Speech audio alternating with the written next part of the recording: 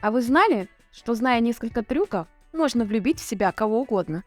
Кто знал, отпишитесь в комментариях, а кто нет, скорее присоединяйтесь к просмотру видео, а вдруг это ваш шанс.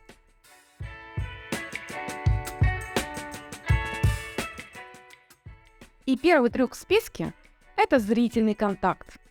Американский психолог в области социальной психологии Зик Рубин еще в 1970 году провел эксперимент с целью вычисления степени влюбленности.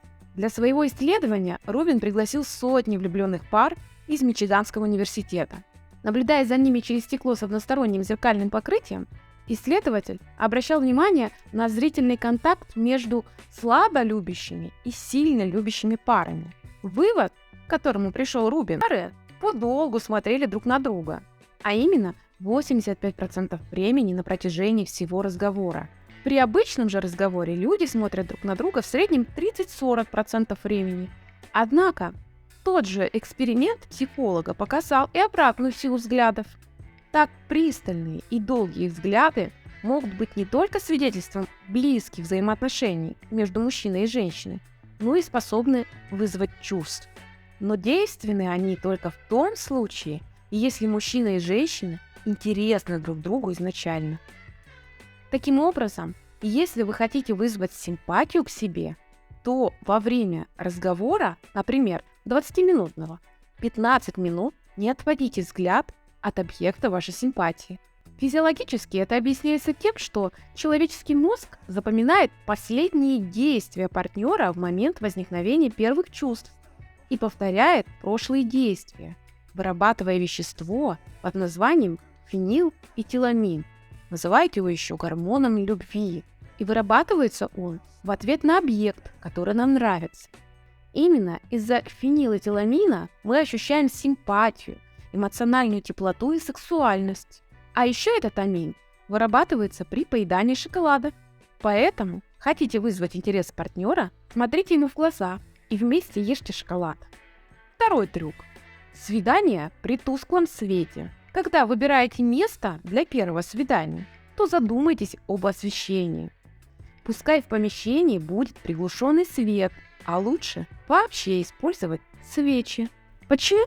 А связано это с размером зрачков. При сексуальном возбуждении мозг человека выделяет множество разных нейромедиаторов. И одни из них – дофамин и адреналин, которые отвечают за расширение зрачков. Во время сексуального возбуждения люди кажутся друг другу более привлекательными внешне, и наш мозг сканирует все детали этой привлекательности.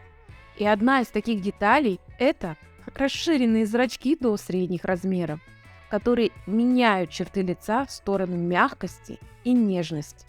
И поэтому в полумраке люди кажутся привлекательнее. Третий трюк – широко улыбаться.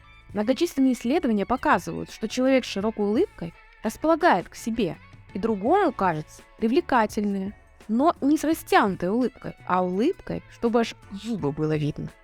Следующий трюк – случайные прикосновения. Периодически, как бы случайно, пару раз коснитесь своего собеседника. Прикосновение должно быть легким, едва заметным. В таком случае у собеседника сработает рефлекс, выработанный годами. Безопасный человек равно прикосновению. Только наоборот.